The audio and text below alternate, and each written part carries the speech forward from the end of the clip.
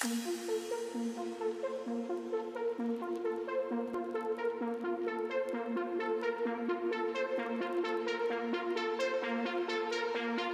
à tous et bienvenue dans ce meeting concernant les centrales Vesta et comment ajouter les centrales Vesta sur la plateforme Smart Home Sec, que ce soit la plateforme web ou bien l'application. Donc on va voir l'ajout en mode installateur, l'ajout en mode utilisateur, alors essentiellement sur Smart Home Sec en plateforme web, sachant que c'est strictement identique sur la partie application. Donc cette présentation va être illustrée à l'aide de vidéos et on va voir comment ajouter les différentes centrales. Donc, centrale classique que vous connaissez tous depuis le début de Vesta, la centrale HSGW, centrale hybride, la centrale BOGP qui est elle un peu particulière parce qu'elle va nécessiter une configuration sur son interface locale puisqu'on peut l'utiliser que en 3G et 4G, enfin avec un transmetteur GSM, et éventuellement la dernière, la petite, la ESGW, puisque elle se comporte exactement de la même manière. Donc la première des choses, ça va être pour vous de créer un compte installateur sur vos centrales. Donc rendez-vous sur la plateforme Smart Home Sec et vous allez cliquer sur le bouton installateur, passer éventuellement la langue en français avant de cliquer sur le bouton et cliquer sur le bouton première connexion. Un certain nombre d'informations vont vous être demandées, donc retenez bien ce que vous mettez comme information puisque vous allez devoir les réutiliser derrière et notamment l'adresse email. Il faut que l'adresse email soit valide pour que l'on puisse, enfin que le serveur puisse vous envoyer un code de vérification. Donc on reviendra là-dessus à la fin parce qu'il y a quelques soucis de temps en temps pour obtenir les codes de vérification.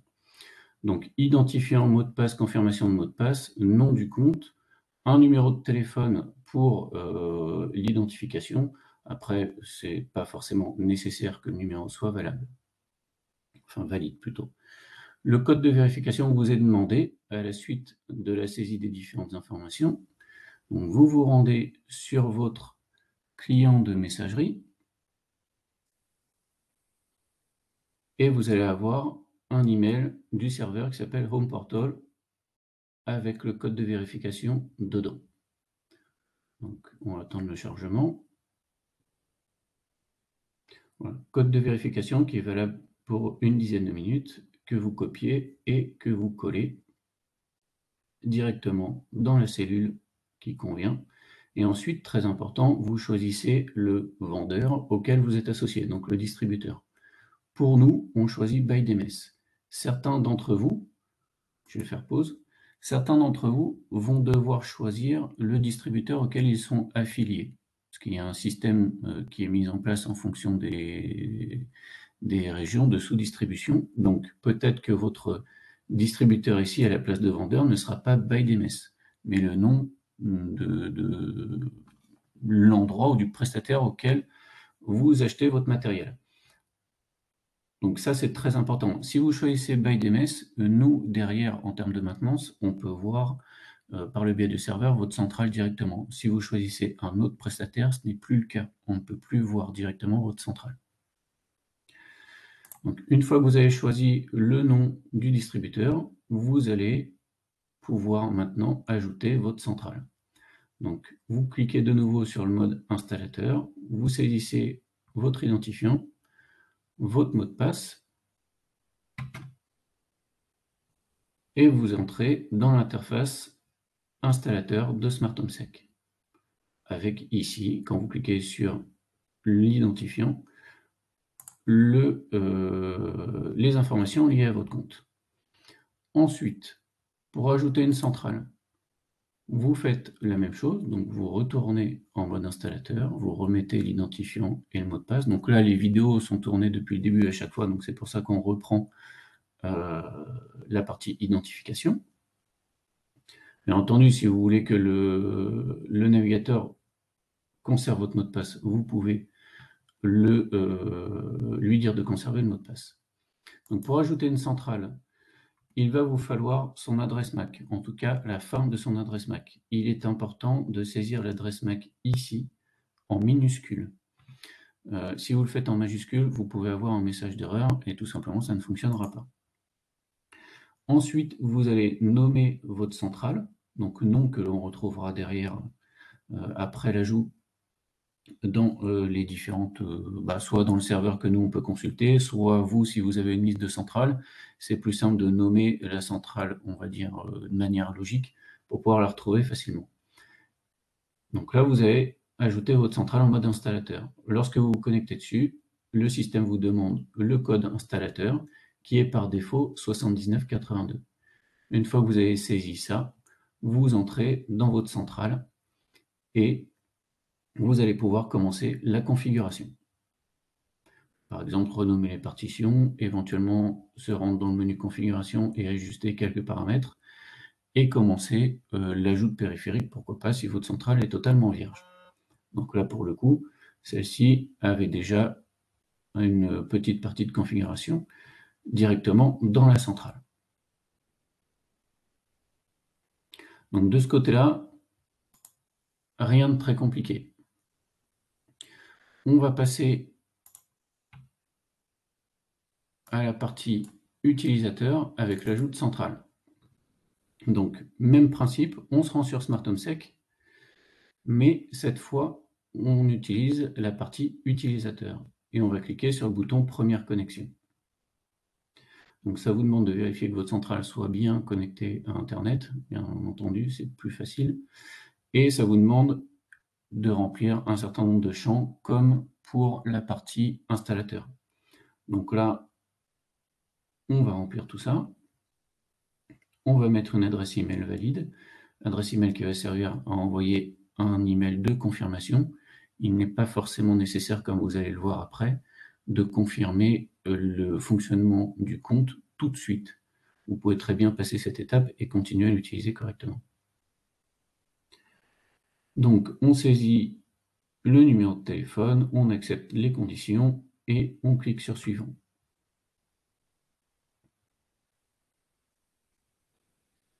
Là, on va entrer des champs optionnels si c'est nécessaire pour savoir l'identité du client. Et ici, même principe, on va ajouter la centrale via la fin de son adresse MAC. Donc l'adresse MAC, elle est tout le temps indiquée sur une étiquette sur les centrales, généralement sur le côté des centrales. On va choisir un nom et la langue que l'on veut utiliser pour ce produit. Donc là, très important, hop là, très important ce message, puisqu'il vous dit que le premier compte utilisateur associé à la centrale sera le compte utilisateur principal. Vous allez pouvoir utiliser d'autres comptes utilisateurs sur cette même centrale si vous voulez, mais ce seront des codes utilisateurs secondaires. Donc ils auront moins de droits que le compte principal. Cette hiérarchie n'est pas modifiable. Le premier compte utilisateur qui se connecte est toujours le compte maître. Les autres comptes sont toujours les comptes, on va dire, esclaves. Et la principale différence, ce sera au niveau de l'accès à la configuration. Le compte maître aura le droit d'éditer ou de créer des codes clients, par exemple, ce qui ne sera pas le cas pour les comptes esclaves. Ce sera purement de l'exploitation, de l'utilisation de la centrale.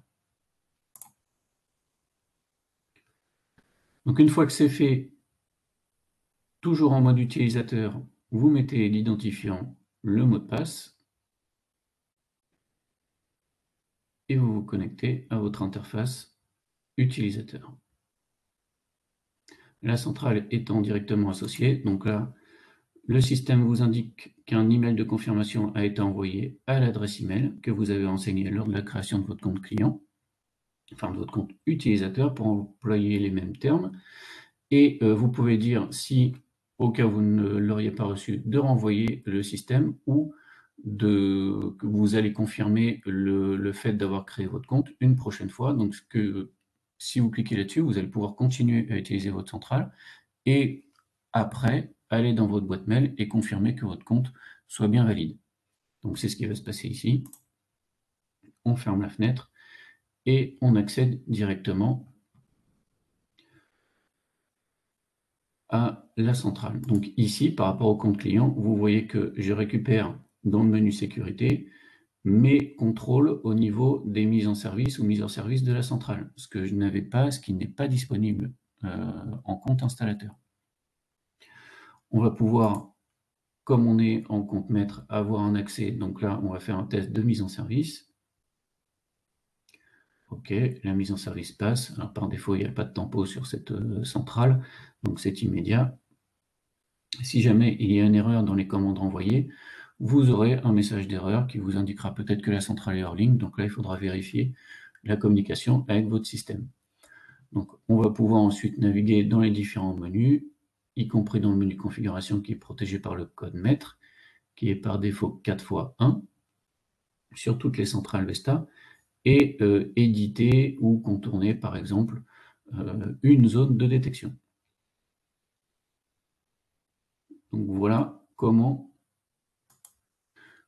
vous pouvez ajouter une centrale classique sur la plateforme Smart Home Sec en web cette fois, et avec l'application, c'est exactement la même chose. Sauf que la présentation est tout simplement légèrement différente puisque c'est sur un téléphone portable ou une tablette. On va passer maintenant sur la centrale BOGP. La BOGP, hop, là, je vais vous enlever cette fenêtre. La BOGP, elle est un petit peu différente puisqu'elle nécessite une config locale. C'est ce qu'on va voir maintenant. Hop là. Donc là, on a la vue sur une centrale BOGP. La centrale BOGP n'a pas d'Ethernet à proprement dit, ni de Wi-Fi à l'intérieur. Elle ne fonctionne qu'avec un transmetteur GSM, GPRS GSM. Vous allez devoir saisir dans un premier temps l'APN de votre système. Donc le but, c'est de rentrer en mode config dans la centrale. Donc pour ça, vous faites étoile et vous saisissez. Alors on va revenir au début. Vous maintenez le bouton étoile pendant quelques secondes. Ça vous demande votre code utilisateur. Le U, c'est pour le code utilisateur. Le code utilisateur, par défaut, c'est toujours 1, 2, 3, 4. Ensuite, ça vous demande le code installateur, qui est toujours par défaut 7982.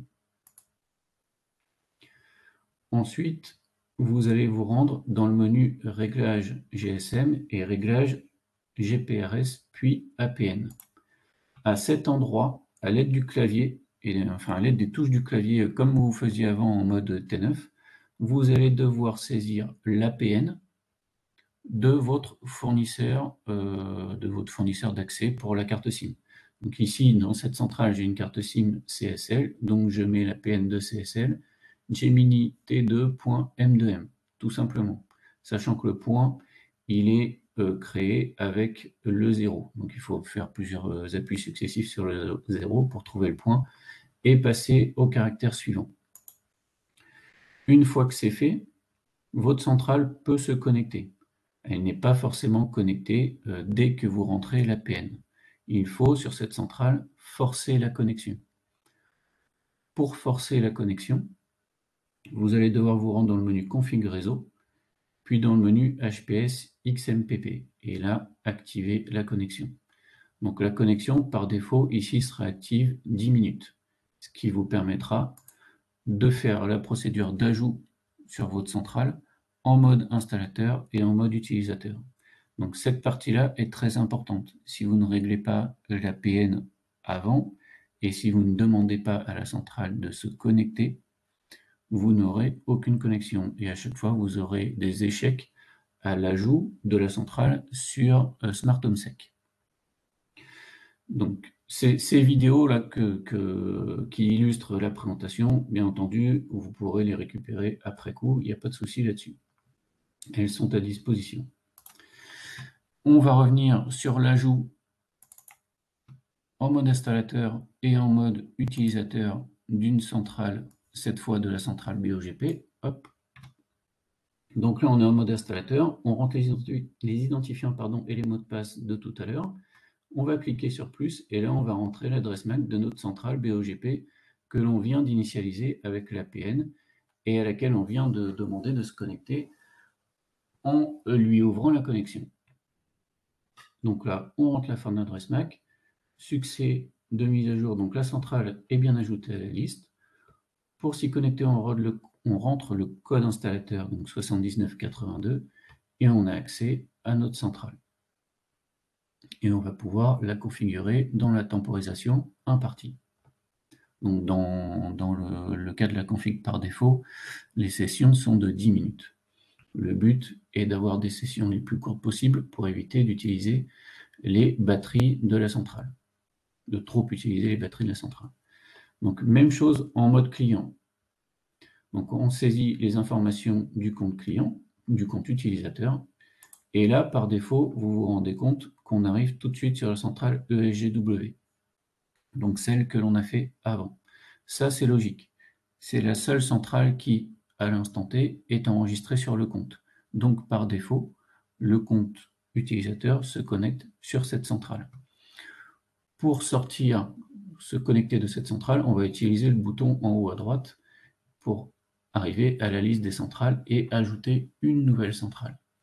Donc là, on va rentrer de nouveau l'adresse MAC, un nom pour cette centrale et valider l'opération.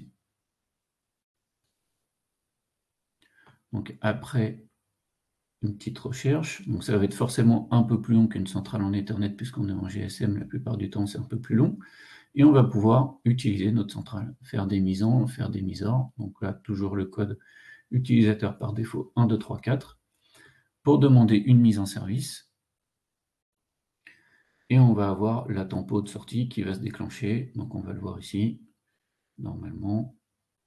Donc le temps de transmettre la demande à la centrale. Et voilà, on a la tempo qui arrive. Donc on peut exploiter notre centrale. Donc à la fin de la tempo, la centrale sera armée et on pourra donc laisser la centrale telle qu'elle pour la désarmer ensuite si on est toujours dans la tempo de connexion impartie. Donc là, on va la désarmer tout de suite. 1, 2, 3, 4. Toujours code par défaut. Donc cette centrale-là étant associée, elle aussi, à un seul compte. Le compte utilisateur qui s'appelle test1 BDFRCLT et le compte maître sur cette centrale-là également. Donc ça, ce sont des choses à ne pas oublier et à ne pas confondre. Tous les comptes, à chaque fois que l'on se connecte avec un compte utilisateur une première fois sur la centrale, il s'agit du compte maître, tout le temps. Donc ça, on l'a vu, et on va pouvoir exploiter la centrale donc en mise en, mise hors, configuration, consulter les événements. Donc configuration en mode utilisateur, vous allez pouvoir faire des contournements de périphériques. Si vous avez le compte maître, ajouter des comptes utilisateurs, des codes utilisateurs, pardon, et c'est à peu près tout ce que vous allez pouvoir faire.